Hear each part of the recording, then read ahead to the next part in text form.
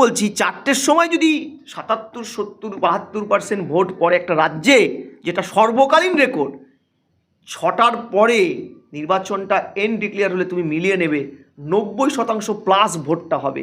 এই বিশাল অঙ্কের ভোটটা ভারতবর্ষের সংসদীয় গণতন্ত্রের সাফল্য যেমন, আবার দুশ্চিন্তাও শাসক দলের। সেন্ট্রাল ফোর্সের উপরে হামলা করে সেন্ট্রাল ফোর্সকে ইনসিস্ট করা হচ্ছে তারা যেন পাল্টা আক্রমণটা করে। পাল্টা আক্রমণ করে যদি একটা শীতলকুচি করা যায়, যেই শীতলকুচির আবর্তে, শীতলকুচি বিজেপি জিতেছিল, কিন্তু শীতলকুচির আবর্তে তৃণমূল কিন্তু বাকি নির্বাচনগুলোয় ফসলটা তুলেছিল। এই প্রথম দফার এই ছোট ছোট বিক্ষিপ্ত ঘটনাগুলোর থেকে শিক্ষা নিয়ে সামনের এপিসেন্টার সন্ত্রাসের যে জেলাগুলো, দ্বিতীয় দফা 29 তারিখ শেষ দফাটা, এখানে আরও আঁটো ম্যান মার্কিং করে সেন্ট্রাল ফোর্সকে দিয়ে নির্বাচন কমিশন ভোটটা করাবে। এটা অশনির সংকেত তৃণমূলের জন্য। এই যে এটা সূচনা করলো, পরের ভোটটা কিন্তু আর তৃণমূলকে ভাবতে হবে না, কিভাবে ভোটটা হবে তোমরা মিলিয়ে নেবে। তাই হুমায়ুন কবির আক্রান্ত হবেন। আগামী নির্বাচনে হয়তো দেখা যাবে আইএসএফ মিম আক্রান্ত হবে, কারণ পরের দফাটা আরও বেশি মমতার সংখ্যালঘু বেল্টে ঢুকবে ভোটটা। তৃণমূল যে হতাশ, তৃণমূল এই ভোটে যে ভয়ানক চাপে ভীত, এই ভীত সন্ত্রস্ত তৃণমূল কিন্তু তাই পাল্টা এত আটোসাটোর ব্যবস্থার মধ্যেও হামলাটা করছে। দ্বিতীয় অ্যাসপেক্টটা হচ্ছে, হোয়ার ইজ ইলেকশন কমিশন? 2.5 লক্ষ ফোর্স, 1 লক্ষের কাছে পিঠে পশ্চিমবঙ্গ পুলিশ, এত কিছু, বাইক নিষিদ্ধ, মদের দোকান নিষিদ্ধ, এটা সেটা কত অর্ডার।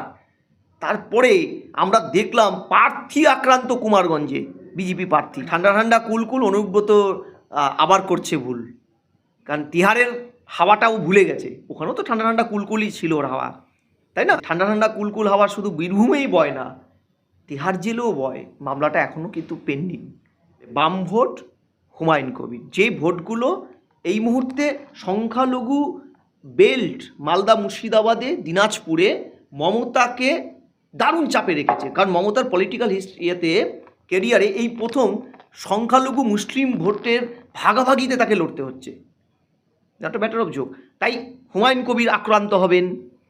আগামী নির্বাচনে হয়তো দেখা যাবে আইএসএফ মিম আক্রান্ত হবে, কারণ পরের দফাটা আরও বেশি মমতার সংখ্যালঘু বেল্টে ঢুকবে ভোটটা। ফলে আজকের এই আক্রমণ যে সরকারি দল তৃণমূলের ফ্রাস্ট্রেশনের ফল, তৃণমূল যে হতাশ, তৃণমূল এই ভোটে যে ভয়ানক চাপে ভীত, এই ভীত সন্ত্রস্ত তৃণমূল কিন্তু তাই পাল্টা এত আটোসাটোর ব্যবস্থার মধ্যেও হামলাটা করছে। দ্বিতীয় অ্যাসপেক্টটা হচ্ছে, হোয়ার ইজ ইলেকশন কমিশন? 2.5 লক্ষ ফোর্স, 1 লক্ষের কাছে পিঠে পশ্চিমবঙ্গ পুলিশ, এত কিছু, বাইক নিষিদ্ধ, মদের দোকান নিষিদ্ধ, এটা সেটা কত অর্ডার। তারপরে আমরা দেখলাম প্রার্থী আক্রান্ত কুমারগঞ্জে, বিজেপি প্রার্থী, বিরোধী প্রার্থী, কোনো সেন্ট্রাল ফোর্স নেই। আমি জানি না ওই বুথটা কী হবে, কিন্তু তোমাকে আমি এটুকু বলছি, 4টের সময় যদি 77, 70, 72% ভোট পড়ে একটা রাজ্যে, যেটা সর্বকালীন রেকর্ড, 6টার পরে নির্বাচনটা এন্ড ডিক্লেয়ার হলে তুমি মিলিয়ে নেবে 90% প্লাস ভোটটা হবে। এই বিশাল অঙ্কের ভোটটা ভারতবর্ষের সংসদীয় গণতন্ত্রের সাফল্য যেমন, আবার দুশ্চিন্তাও শাসক দলের। কারণ এটা শুধুমাত্র এসআইআরের গুতোয় হচ্ছে না, এটা পরিবর্তনের আভাস নিয়েও হতে পারে, অন্তত সাধারণ জ্ঞান বলে। এটা এমন নয় যে বেশি ভোট পড়লেই শাসক বিরোধী হয়, এমনও উদাহরণ আছে বেশি ভোট পড়লে অনেক সময় শাসকও জিতে। কিন্তু এক্ষেত্রে আমি বলছি, যাই হোক না কেন প্রবাবিলিটি, শাসক যে ভয়ানক চাপে, তারই ফলে আজকে মরিয়া শেষ মুহূর্তে। এবং নির্বাচন কমিশন তুমি বলছিলে নোটিফাই করেছে 4টের পরে সন্ত্রাস হতে পারে। মমতা ব্যানার্জি বা তার দলের একাধিক নেতামন্ত্রীরা যখন এই ধরনের স্টেটমেন্ট দেয়, সাধারণ কর্মীর থেকে শুরু করে সমাজ বিরোধীরা উৎসাহিত হয়, এটা অস্বীকারের জায়গা নেই। কিন্তু তৃণমূল এই শেষ লগ্নে সেন্ট্রাল বাহিনীর উপরে হামলাটা কেন করছে, এটা দেখবে তুমি 19, 21, 24-এর নির্বাচনগুলোর একটা রিপ্লিকা। কেন আমি বলি, সেন্ট্রাল ফোর্সের উপরে হামলা করে সেন্ট্রাল ফোর্সকে ইনসিস্ট করা হচ্ছে তারা যেন পাল্টা আক্রমণটা করে। পাল্টা আক্রমণ করে যদি একটা শীতলকুচি করা যায়, যেই শীতলকুচির আবর্তে, শীতলকুচি বিজেপি জিতেছিল, কিন্তু শীতলকুচির আবর্তে তৃণমূল কিন্তু বাকি নির্বাচনগুলোয় ফসলটা তুলেছিল। ঠিক যেমন আজও আমরা জানতে পারি বিদ্যাসাগরের মূর্তিটা কে ভেঙেছিল, কিন্তু এইটুক মমতা প্রমাণ করে দিয়েছিল ওই বিদ্যাসাগর মূর্তি ভাঙার পরে বাকি নির্বাচনগুলোয় মমতা ক্লিন সুইপ পেয়েছিল ওই ন্যারেটিভটাকে ক্যাশ করে। এই ন্যারেটিভটা শাসক চাইছে তৈরি করতে, তাই আক্রমণ আরও বাড়বে। ইট বৃষ্টি শুরু হয়েছে হ্যাঁ, একেবারে। আমরা এটা ঠিক, এটা 24-এর ট্রেন্ড, 21-এর ট্রেন্ড। দেখবে 21-এ তো বাধ্য হলো তারপরে গুলি চালাতে। ফলে সেন্ট্রাল বাহিনী এই জিনিসগুলোকে ট্যাকেল করতে জানে। সেন্ট্রাল বাহিনী এবার পশ্চিমবঙ্গের ভোটে তারা এতটাই সিরিয়াস, এতটাই প্রফেশনাল, তোমাকে আমি বলছি এই প্রথম দফার এই ছোট ছোট বিক্ষিপ্ত ঘটনাগুলোর থেকে শিক্ষা নিয়ে সামনের এপিসেন্টার সন্ত্রাসের যে জেলাগুলো, দ্বিতীয় দফা 29 তারিখ শেষ দফাটা, এখানে আরও আঁটো ম্যান মার্কিং করে সেন্ট্রাল ফোর্সকে দিয়ে নির্বাচন কমিশন ভোটটা করাবে। এটা অশনির সংকেত তৃণমূলের জন্য। এই যে এটা সূচনা করলো, পরের ভোটটা কিন্তু আর তৃণমূলকে ভাবতে হবে না, কিভাবে ভোটটা হবে তোমরা মিলিয়ে নেবে।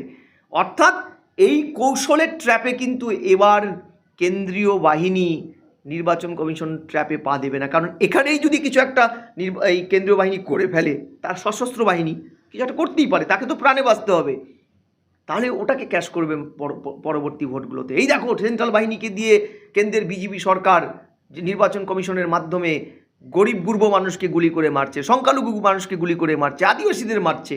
এই ন্যারেটিভটা আমার মনে হয় এবার এই ফাঁদের ন্যারেটিভে কিন্তু পা দেবে না কেউ। ফলে এগুলোকে আপাতত সন্ত্রাস না বলে কৌশল বলো, গুন্ডামি করছে। হ্যাঁ, সমাজ বিরোধী লেলিয়ে দেবে। কারণ বিপুল সংখ্যক ভোট, এইটা সাংঘাতিক চাপ। আর সেন্ট্রাল বাহিনী এ রাজ্যের সাধারণ ভোটারদের একটা কনফিডেন্স দিয়েছে। সেন্ট্রাল বাহিনী আক্রান্ত হলে শেষ দফায় দেখবে ভোটের 3টে দফা পার্ট থাকে সারাদিনে। ভোরবেলার দিকে ভোটটা প্রচুর হয়, মাঝে কিছুটা স্লট থাকে, বাড়ির বউয়েরা রান্নাবাড়ি করে 2টোর সময় ভোটটা দিতে যায়, তখন একটু হালকা মেজাজে থাকে।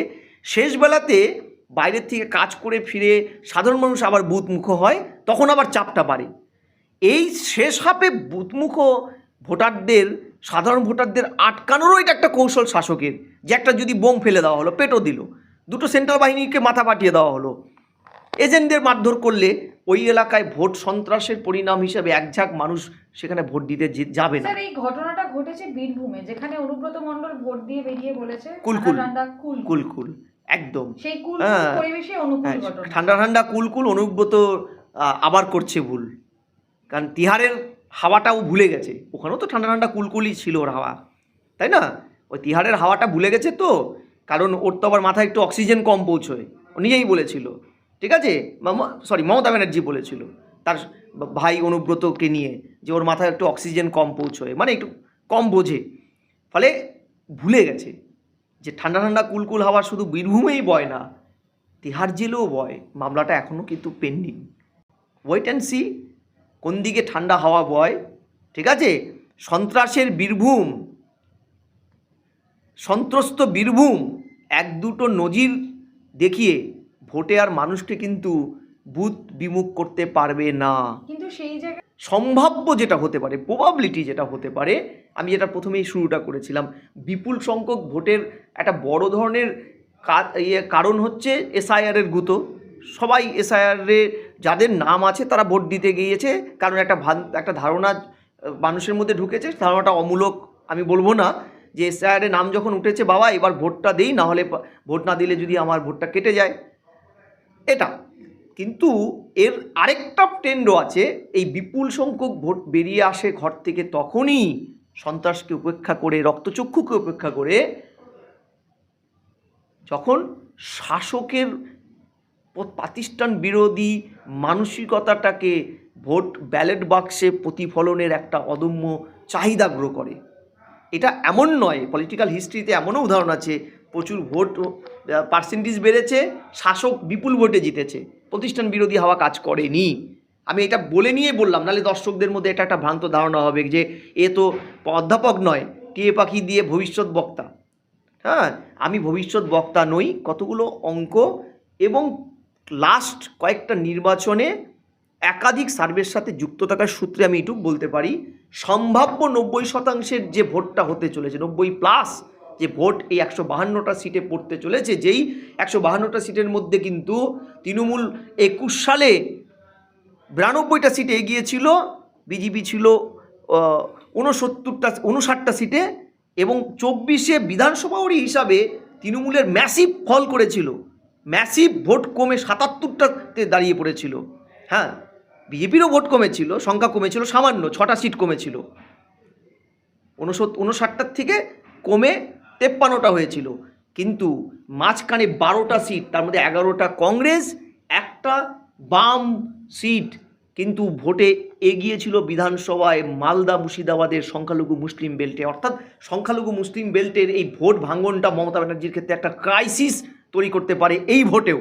কিন্তু পুলিশের হাতেই তো পিস্তল আমরা দেখতে পাচ্ছি, পুলিশের হাতে পিস্তল। হ্যাঁ, পুলিশ তো পিস্তল নেবে, ও তো সশস্ত্র পুলিশ। অনুব্রতর গড় এলাকায় এই ধরনের ঘটনা ঘটছে। হ্যাঁ, পুলিশ তো একটা বড় অংশ চটি চাটা নয় রে বাবা, কথাটা শব্দটা আমার মুখ দিয়ে খারাপ লাগবে, আমি প্রত্যেকটা পুলিশ কর্মীকে সম্মান করি, কিন্তু এমন পুলিশ কর্মীও তো আছে, অনুব্রত তার বাবা মা তুলে গালাগালি করেছে, একটা পুলিশ কর্মীর মা আর স্ত্রীকে ধর্ষণ করবে বিশ্রী ভাষায় কথা বলার পরেও অনুব্রতর বিরুদ্ধে কোনো ব্যবস্থা না নিয়ে তাকে প্রমোশন দিয়েছিল মমতা ব্যানার্জি। সেই পুলিশদের ভিতরে ক্ষোভ নেই বলো তো? লিটন দাস, আমি যদি ভুল না হই পুলিশ কর্তার নাম, তাকে ট্রান্সফার করে দেওয়া হলো, কোনো ব্যবস্থা নেওয়া হয়নি। তাহলে এই পুলিশ যে পিস্তল নিয়ে ঘুরবে, অনুব্রতর পেটো নিয়ে ঘুরবে না, অনুব্রতর জন্য রসগোল্লা নেবে না, এটা একদম বাস্তব ইয়ে। আর দ্বিতীয়, 1200 জন আমলা ট্রান্সফার হয়েছে, তার মধ্যে পুলিশও আছে। এই পুলিশ যে পুলিশ দিয়ে ভোটটা করছে তারা মমতার তল্পিবাহ পুলিশ নয়, জেনে রাখো। ফলে ওই ঠান্ডা ঠান্ডা কুল কুল অনুব্রত করলো আবার ভুল, এটা না রিপিট হয়ে যায়।